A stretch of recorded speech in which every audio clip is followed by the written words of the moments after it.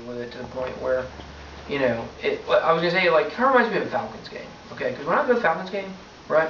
When I go to Falcons game, I'm in agony for about 3.5 hours, unless it's a complete blowout and the Falcons are winning by 50 points the whole game.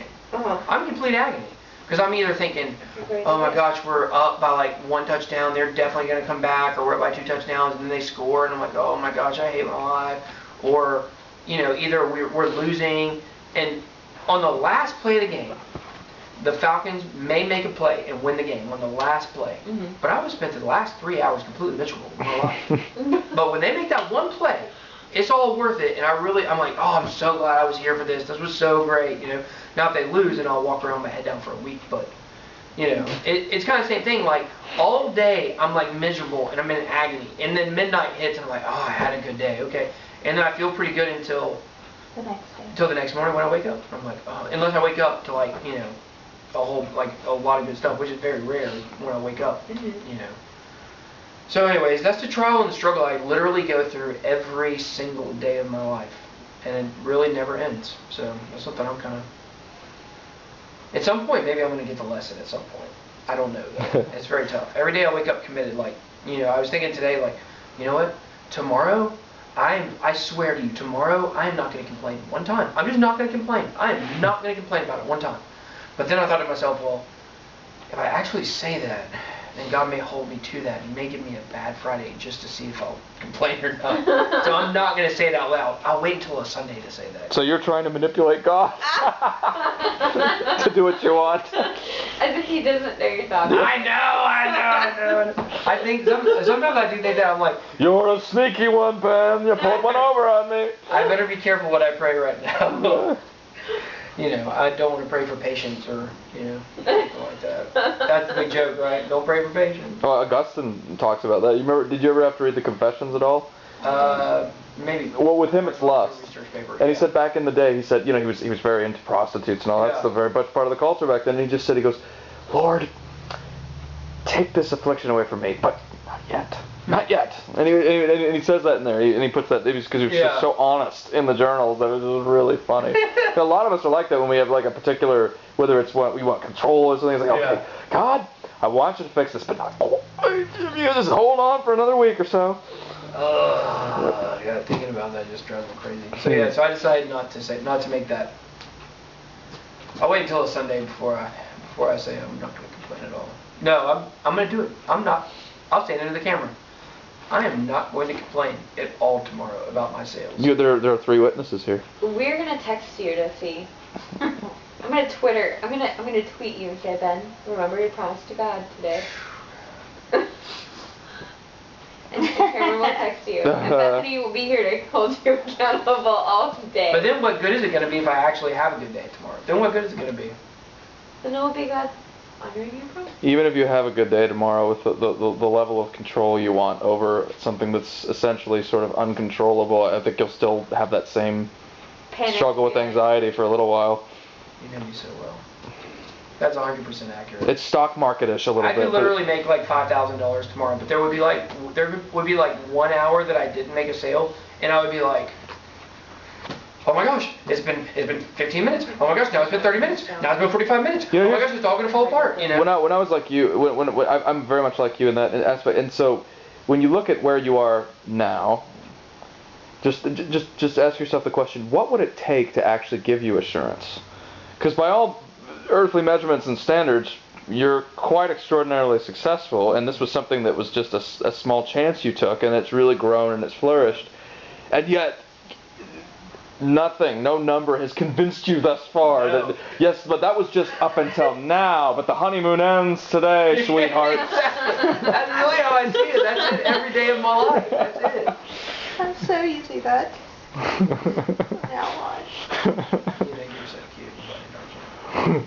Well, I think Cameron's funny, and I'm going to use it tomorrow. I've really bit off more than I can chew here tonight. No, that's good. It's good. Yeah. Your turn. Yeah, it is your turn. Well, I mean, I can. It takes one to know one, and I can say this because I'm wired very similarly to Ben in this aspect. I mean, I guess that the particular trial I'll focus on because it's just so easy is, I was in a car accident and I crushed my wrist. It was actually fairly badly broken, when they did the surgery, they found it was broken in 3 spots, which was more than they thought, and it looks pretty gnarly still and all of that. But the thing that really, the risk didn't bother me as much as being thrown into insurance companies, the medical system, which is just, it's a system. I don't think of it as a hospital. I didn't feel safe for 1 second in those nasty ammonia-smelling halls.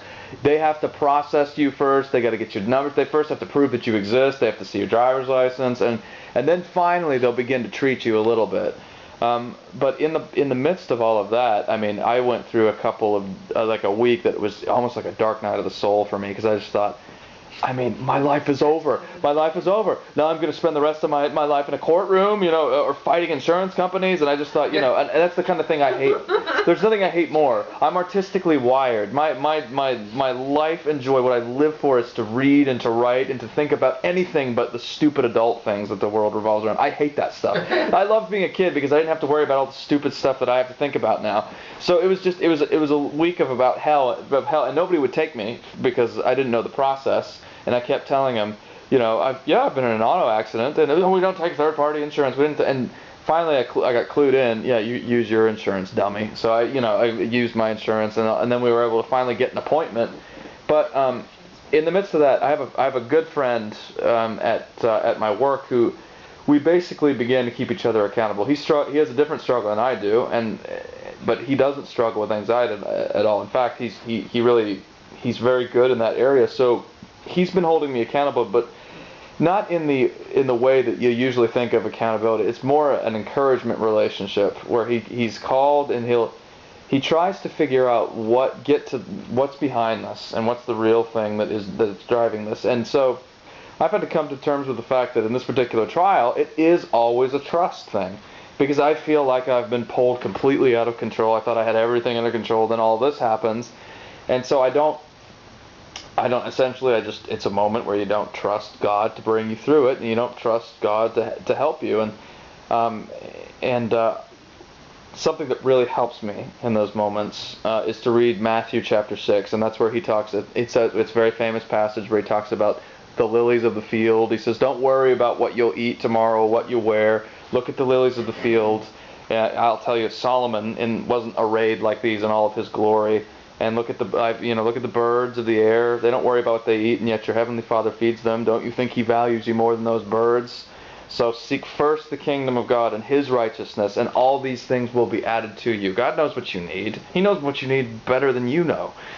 And so that's been, in the midst of this particular little trial, that's been a real lifeline for me. Not just to read it, but to read it, to really meditate on it, and to try to live my life as if I believe what Jesus is saying in that chapter.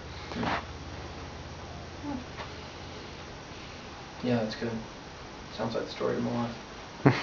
Like, how many days in a row does he have to take care of and provide for? Well, when I was contracting with RZIM, I was in an absolute I was just completely just frantic, and I didn't know if I was going to get the job or not yet.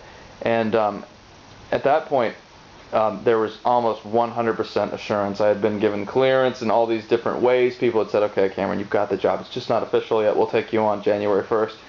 And one day when I was driving home, it ain't over till the fat lady sings. They have not taken me on board officially. I haven't received the offer officially in the mail. I don't know a salary. I don't know if I haven't signed off on anything.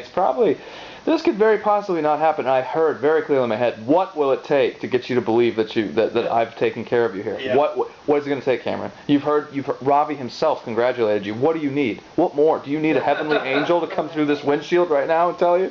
Whisper it in your ear? And then you had a car accident and an angel came through the window. That's right. Well, it was a girl. And then I wrestled all night with an angel, and somebody broke my leg. Probably from the haters of her. Oh, yeah. Oh, touche. Sorry. I misused the word there. I'm sorry. So are we about to? You can go ahead if you need to.